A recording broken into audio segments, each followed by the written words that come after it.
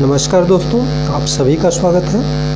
आज है 17 जून 2021 और आज हम 17 जून 2021 से संबंधित करंट अफेयर्स के जितने भी महत्वपूर्ण प्रश्न बन सकते हैं उन सारे प्रश्नों पर चर्चा करेंगे। तो आइए शुरू करते हैं। पहला प्रश्न है, हाल ही में किस राज्य सरकार द्वारा नासकॉम के सहयोग से AI मिशन का एक कार्यक्रम रेवॉक लॉन्च किया गया है?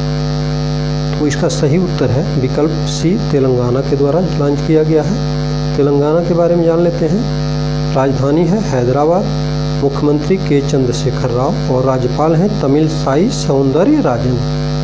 ठीक है। क्वेश्चन नंबर 2, किस राज्य सरकार द्वारा राज्य का भारत रत्न और पद्म पुरस्कार शुरू करने की घोषणा की गई है? तो सही विकल्प है इसका विकल्प सी, असम के द्वारा की गई है। असम की राजधानी है दिसपुर। ठीक है। और असम के मुख्यमंत्री हैं हेमंत बिस्वा शर्मा। असम में 7 नेशनल पार्क हैं और असम का माजुली द्वीप विश्व का सबसे बड़ा नदी द्वीप है और जिला भी घोषित किया गया है। क्वेश्चन नंबर 3, हाल ही में केंद्र सरकार ने मेडिकल ऑक्सीजन के उत्पादन को बढ़ाने के लिए कौन सा प्रोजेक्ट लॉन्च किया है? तो सही उत्तर है इसका विकल्प ए, भारत के लिए प्रोजेक्ट O2। अब इसकी विशेषताएं क्या हैं? तो देखिए विशेषताओं में इसके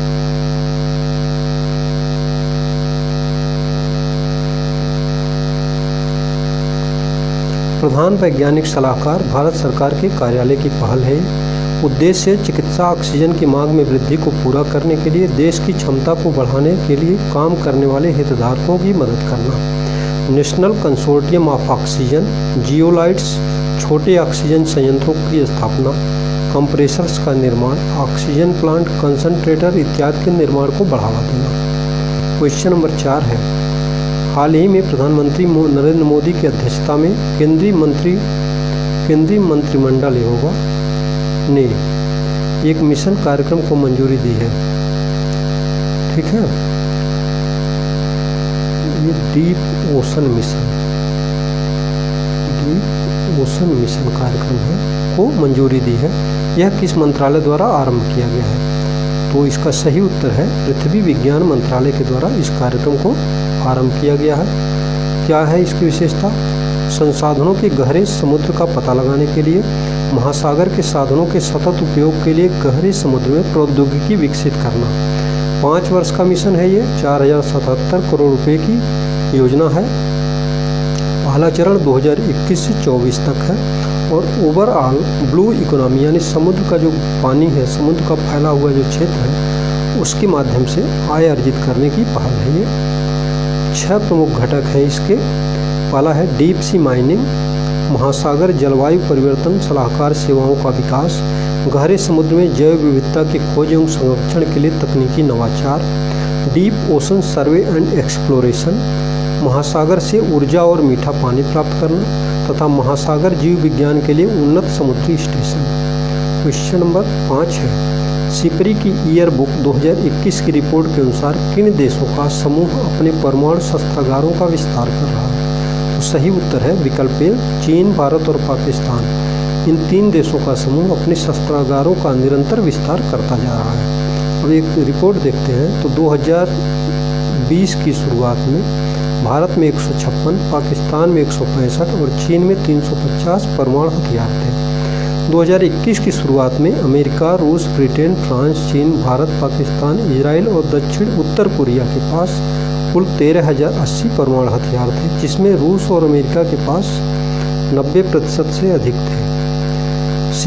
सिपरी का फुल फॉर्म है Stockholm International Peace Research Institute. इसका मुख्यालय है नॉर्वे में।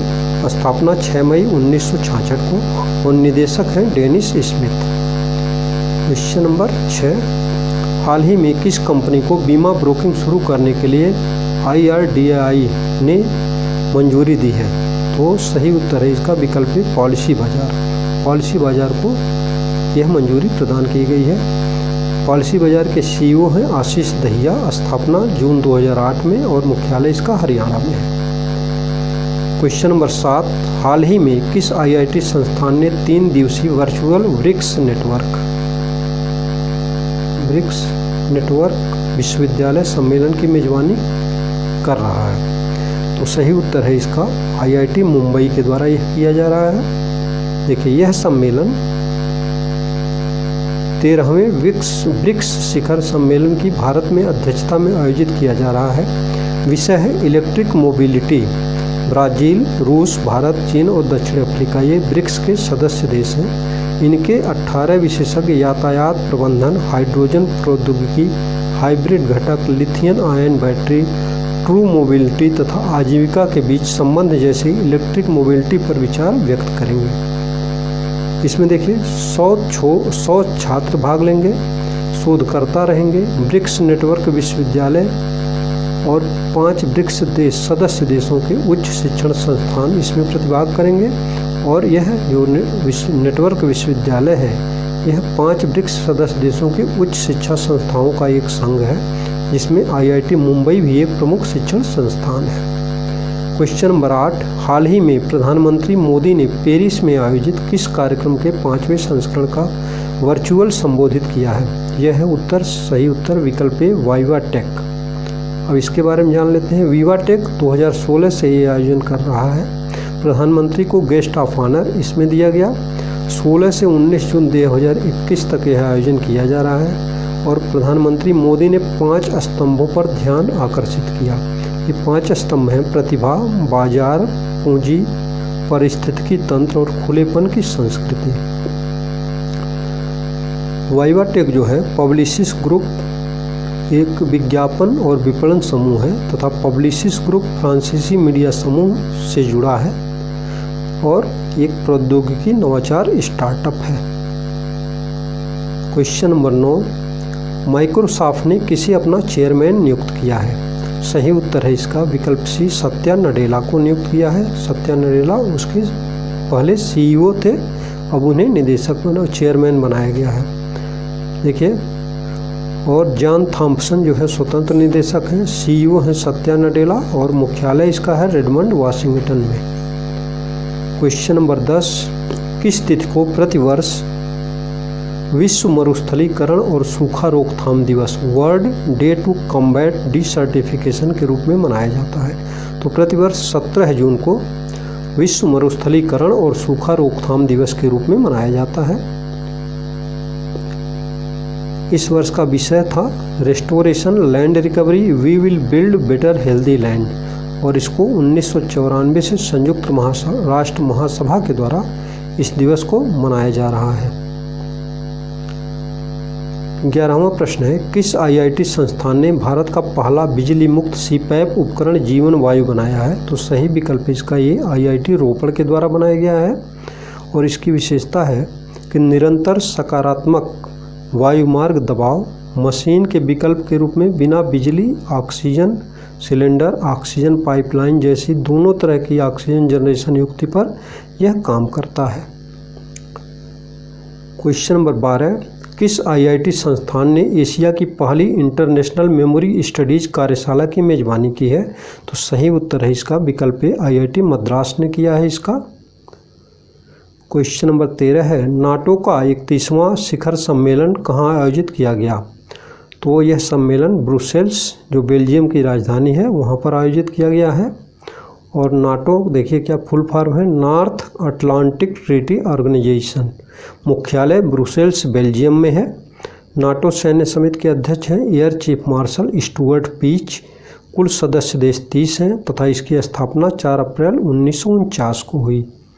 क्वेश्चन नंबर 14, किस बैंक ने तमिलनाडु में रोड नेटवर्क को उन्नत करने के लिए भारत से 484 मिलियन अमेरिकी डॉलर का ऋण समझौता किया है? तो सही उत्तर है ADB Asia development bank, Asian development bank इसका नाम है।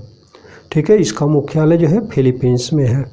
अब देखिए ADB ये क्षेत्रीय विकास बैंक है, स्थापना 1966 में, मुख्यालय मंडालुयोंग फिलीपींस और अध्यक्ष हैं मात्सुगु असाकावा। क्वेश्चन नंबर 15, CBSE ने पाठ्यक्रम में कोडिंग और डाटा साइंस को शुरू करने के लिए किसके साथ साझेदारी की है? A Google, B Facebook, C Microsoft. सही उत्तर है इसका माइक्रोसॉफ्ट के साथ किया है।